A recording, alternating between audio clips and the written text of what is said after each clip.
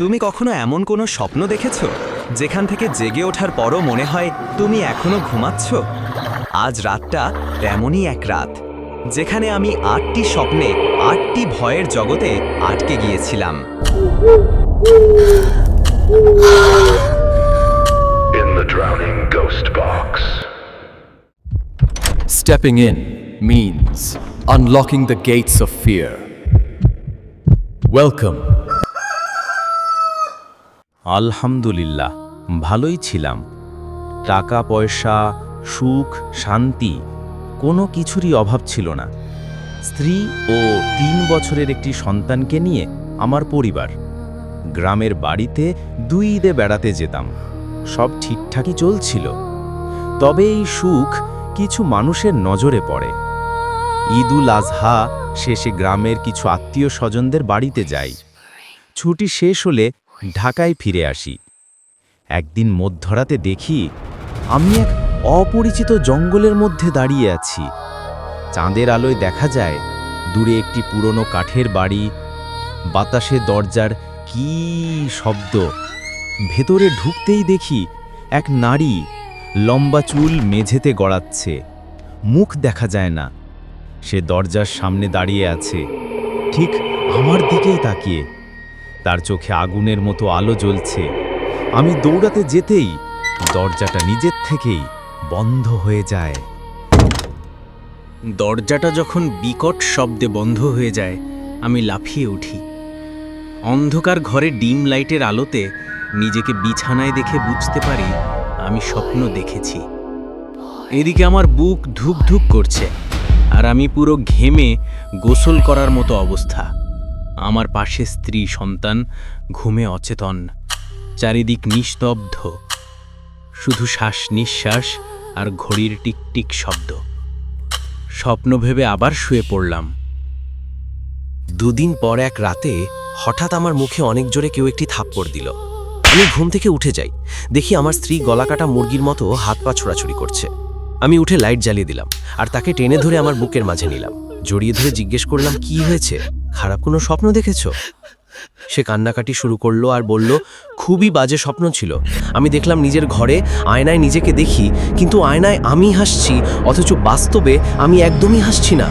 আয়নার আমি ধীরে ধীরে গলায় হাত দিই আর আমারও গলা বন্ধ হয়ে আসে। চিৎকার করতে পারি না, শুধু দেখি আয়নার ভেতরের আমি ধীরে ধীরে লাল হয়ে যাওয়া চোখে আমার দিকে তাকিয়ে বলছে, তুমি আমি ন, আমি তুমি। আর খিলখিল করে হাসছে। আমার দম বন্ধ হয়ে যায়, আর তখনই তুমি আমাকে জেগে তুললে। আমার গলা ব্যথা করছে। আমি আমার স্ত্রীর দিকে ভালো করে লক্ষ্য করে দেখলাম তার গলা লাল হয়ে আছে, আর তাতে কারো মোটা মোটা আঙুলের ছাপ। রাতের বিষয়টা নিয়ে বেশ চিন্তিত ছিলাম, কাজে মনোযোগ দিতে পারছি না। রাতে বাসায় ফিরে দেখি আমার শাশুড়ি আর শালি এসেছে। সালাম দিয়ে তাদের সাথে কথা বলে ফ্রেশ হয়ে রাতের খাবার খেয়ে টিভি দেখছি। এমন সময় আমার শালিকা মজা করে বলল, দুলাভাই, আপনি তো আপনার আপুকে মেরে ফেলতে চেয়েছিলেন। আমি অবাক হয়ে তাকিয়ে থাকি। তখন সে আবার হেসে বলল, সিরিয়াসলি নিয়েন না, মজা করলাম। সেই রাতে আবার দেখলাম আমি দাঁড়িয়ে আছি একটা ধোঁয়ায় ঢাকা শ্মশানে। চুল্লি থেকে ধোঁয়া উঠছে আর তার ভেতর থেকে একটা ছায়া বেরিয়ে আসছে। সে হাঁটছে আমার দিকে, মুখটা ছাইয়ের মতো সাদা, চুল উড়ছে বাতাসে, হাতে পুড়ে যাওয়া ফুলের মালা। আমি বুঝতে পারি ওটা মানুষ না, ওটা সেই আত্মা যার দেহ আমি জীবিত অবস্থায় একবার দেখেছিলাম হাসপাতালের মর্গে। মৃত কাউকে স্বপ্নে দেখলে যা যা হয়, আমার সাথেও তাই হলো। যেহেতু আমি একজন পুলিশ অফিসার, তাই স্বপ্ন বা ভৌতিক কিছু বিশ্বাস করা আমার পক্ষে সম্ভব হলেও আমার পেশা সেটা মেনে নেয় না। আমি মনে মনে ভাবতে থাকি, সময় করে পাশের মসজিদের হুজুরের সাথে এই বিষয় নিয়ে আলাপ করব। তবে সময় আর হয়ে উঠল না, আর সপ্তাহখানেক স্বপ্ন আসে নাই, তাই সব ভুলে গিয়েছিলাম। মেহমানরা বিদায় নিয়ে চলে যায়। আর এক শুক্রবার কাজ শেষ করে বাসায় এসে দেখি আমার স্ত্রী নামাজ পড়ে মোনাজাতে বসে বসে কান্না করছে। কাজের মেয়ে দরজা খুলেছিল। আমি আমার স্ত্রীর পেছনে দাঁড়িয়ে সব দেখছি আর শুনছি। সে হয়তো জানেই না। সে কান্না জড়িত কণ্ঠে আল্লাহর কাছে মাফ চাইছে আর খারাপ স্বপ্ন যেন না দেখে সেই দোয়া করছে। পরিবারের জন্য দোয়া করছে। তার কান্না দেখে আমার মন নরম হয়ে যায়। আমিও ফ্রেশ হয়ে তার পাশে বসে পড়ি। সে আমাকে দেখে চোখ মুছে জিজ্ঞেস করে, তুমি কখন আসলে? আমি উত্তরে বলি, এই তো কয়েক মিনিট আগেই। আমি তাকে জিজ্ঞেস করলাম, কি হয়েছে, আবার নতুন কোনো স্বপ্ন দেখেছো নাকি? সে উত্তরে জানায়, হ্যাঁ দেখেছে। একটা মেয়ে, ছোট, ছেঁড়া জামা, চুল মুখ ঢেকে রেখেছে। সে দাঁড়িয়ে আছে অন্ধকার করিডোরে। তার ঠোঁটে অদ্ভুত এক হাসি। আমি কাছে গেলে সে মাটিতে বসে যায়। তারপর হঠাৎ মাথা উল্টে পিছনের দিকে ঘুরিয়ে দেয় আর চোখ দুটো জ্বলে ওঠে যেন আগুন। আমি চিৎকার করে উঠি, কিন্তু শব্দটা যেন আমার গলার ভেতরেই আটকে যায়। আমার স্ত্রীর কথা শুনে আমি বেশ চিন্তিত হয়ে পড়লাম। রাতে এশার নামাজের পর হুজুরের সাথে দেখা করলাম। তাকে সব কিছু জানালাম। সে আমাকে শনিবার বিকেলে আসরের নামাজের পর দেখা করতে বলে। আমি বাসায় চলে আসি। রাতে খাবার খেয়ে শুয়ে শুয়ে 7-5 ভাবতে ভাবতে ঘুমিয়ে যাই। সেই রাতে দেখতে পাই আমি একটা পুরনো ঘরে একা দাঁড়িয়ে আছি। পিছন থেকে ঠান্ডা নিঃশ্বাসের শব্দ শুনি। ধীরে ধীরে ঘুরে দেখি কেউ নেই, কিন্তু দেয়ালে আমার ছায়ার পাশে আর একটা ছায়া দাঁড়িয়ে আছে।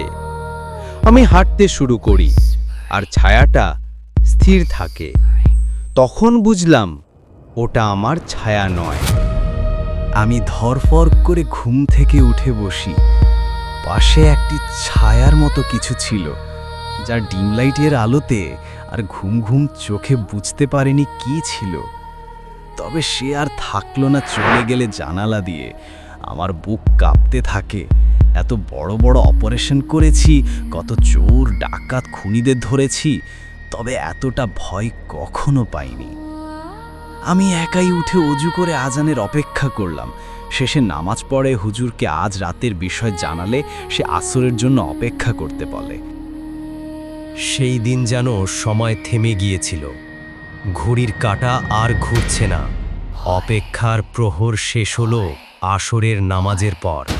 হুজুরের সাথে দেখা করলাম, কথা বললাম। সে বড় হুজুরকে ডেকে নিয়ে আসলেন। তাকে কিছু বলতে হলো না। সে এসে আমাকে এক গ্লাস পানি দিলেন। আমাকে বললেন, খাও। আমি এক নিঃশ্বাসে খেয়ে ফেললাম। সে তাজবি পড়ছিলেন আর আমাকে একটু পর পর ফু দিচ্ছিলেন। এভাবে কতক্ষণ ছিলাম জানি না। আমার চোখ ভারী হয়ে আসছে। ঘুম ঘুম চোখে তার দিকে তাকিয়েছিলাম। এক সময় বড় হুজুর বললেন, আমি তারও দাবাল করবা, এখন আব্বার সথার বাধা হচ্ছে। তোমার উপর ব্ল্যাক ম্যাজিক করা হয়েছে। তুমি আর তোমার স্ত্রী নামাজ পড়ো, তাই সে তোমাদের কোনো ক্ষতি করতে পারে নাই, তবে ভয় দেখাচ্ছিল।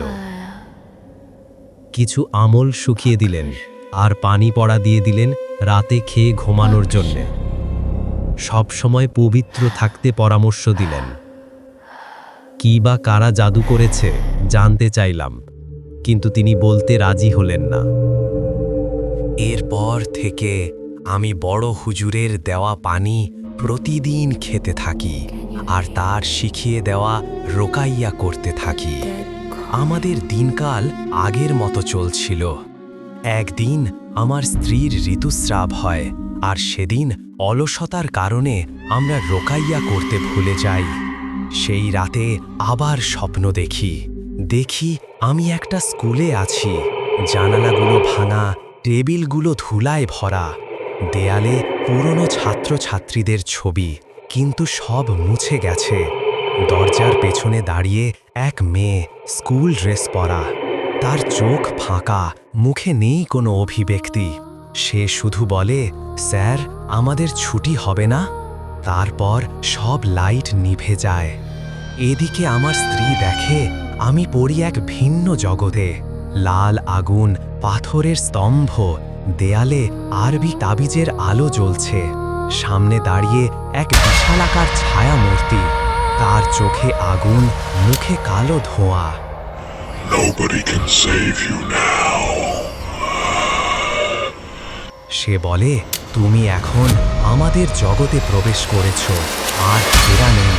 তারপর চারদিকের আগুন একসাথে জ্বলে ওঠে। আমি চিৎকার করি আর ঘুম ভেঙে যায়। আমি আবার সময় করে সেই বড় হুজুরের সাথে দেখা করে সব খুলে বলি। হুজুর আমাকে আবারও পানি পড়া দেয় আর রুকাইয়া সহ আরও কিছু আমল শিখিয়ে দিলেন। তারপর বছরখানেক হয়ে এলো, কোনো সমস্যা হয়নি। দোয়া করবেন কোনো খারাপ শক্তি যেন আমাদের ক্ষতি করতে না পারে। যদি কোনো ভুল ত্রুটি থাকে ক্ষমা করবেন।